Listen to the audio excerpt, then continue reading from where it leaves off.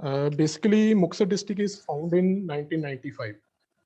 उसी के बेसिस पे हमने ये मुक्तसर कोचिंग सेंटर लॉन्च किया था, जिसमें हम कॉम्पिटिटिव एग्जाम की coaching will present the PPT. Over to mister Nitin. Good evening, everyone. Can you just give me rights to share the screen? Yeah.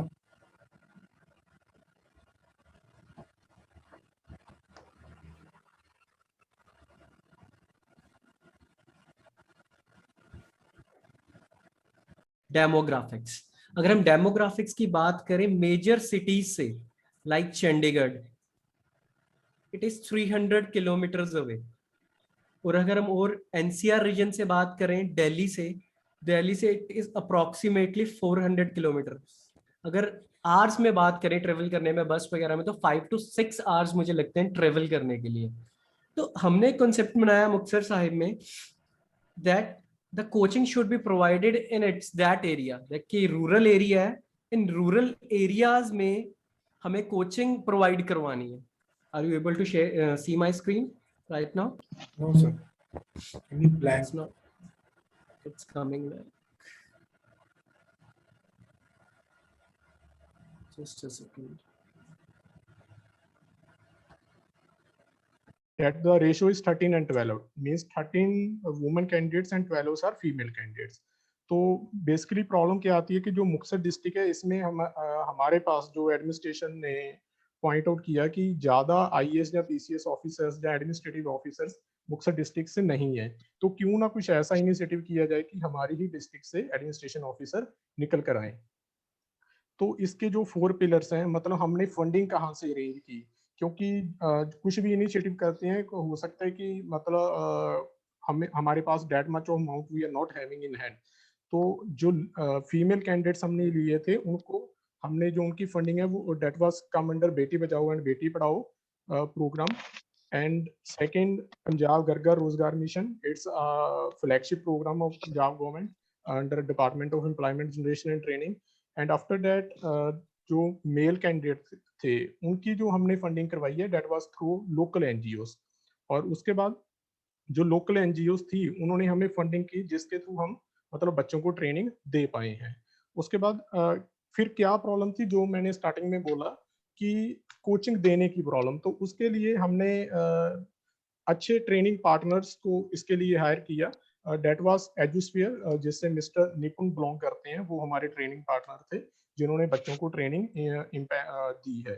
तो इसमें कंपोजिशन जो मैंने बता दिया है कि रेशो था 13 and 12, 13 female candidates and 12 are male candidates.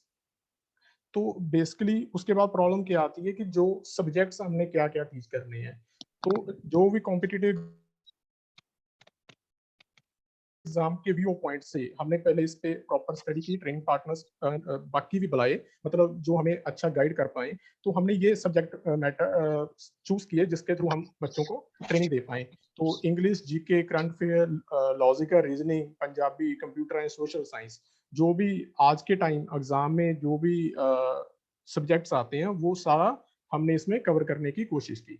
Mode of teaching क्या रहा, 3 मंथ हमारी ऑनलाइन जो ऑफलाइन क्लास है, मतलब फेस टू फेस जो भी हम बोल देते हैं ट्रेडिशनल मैटर है, जो वे है, उसके थ्रू हमारी ट्रेनिंग चलती रही 3 month.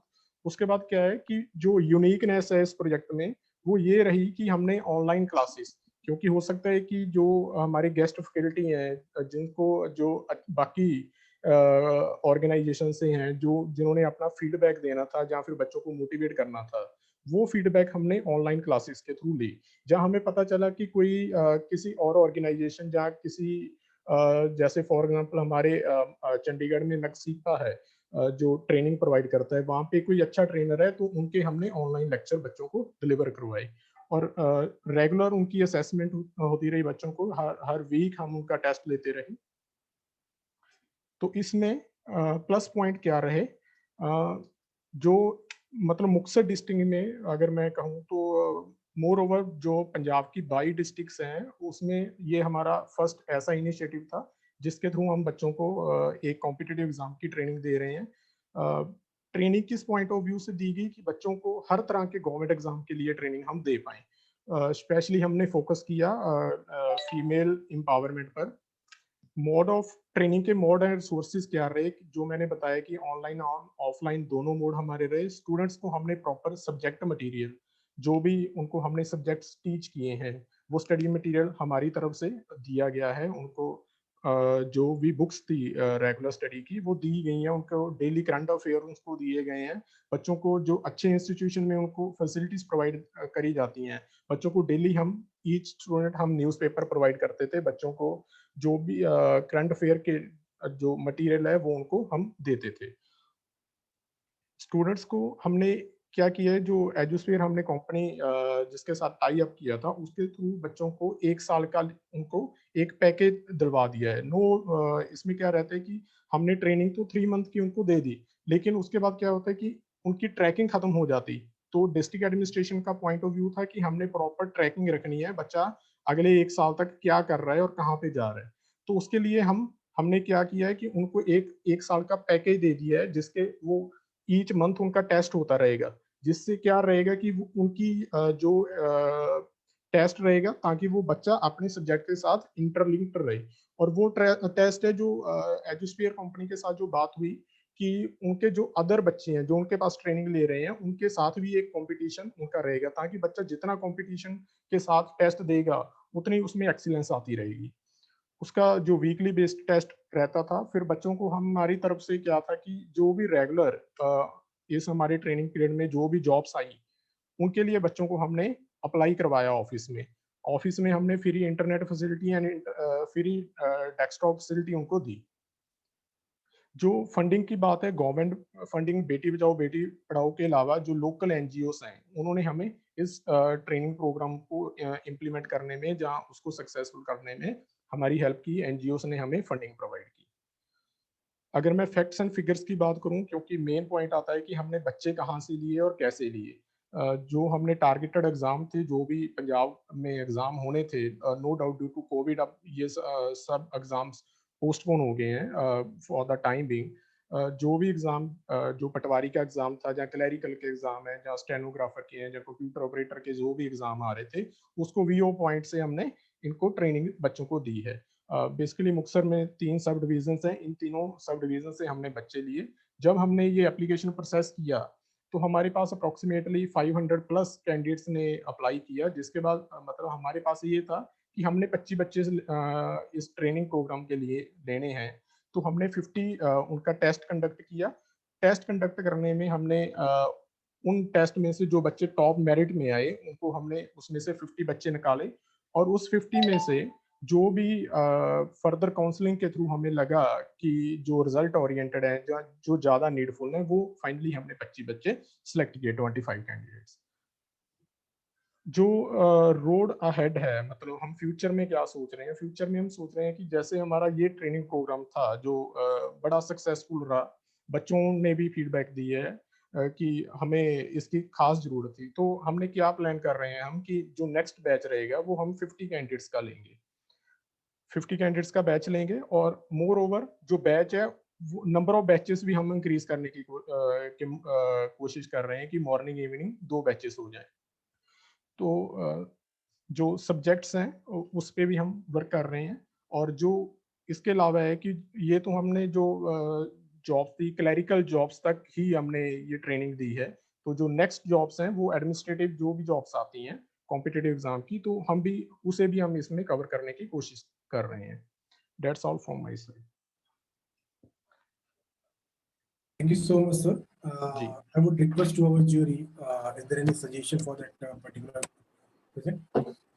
Thank you Ranjit ji, आपका आपका प्रोजेक्ट तो ये काफी अच्छा है, लेकिन आपने ये कब चालू किया था और इसकी क्या आउटकम रही? कितने बच्चों को आप प्लेस करवा पाए? तो क्या इसकी आउटकम क्या है? सर, आउटकम पे मैं आता हूँ सर। ये जो प्रोजेक्ट है, हमने ये 26 ऑफ फेब को हमने लॉन्च किया था, इसी मंथ, इसी साल? इसी साल। और ये बैच जो हमारा, then it is too early. Yes sir. Okay. तो इसमें जो हमारा बैच है ये 25 ऑफ फेब को ऑफिशियली ये ऑफ हो रहा है। मतलब 3 मंथ ये ट्रेनिंग प्रोग्राम था।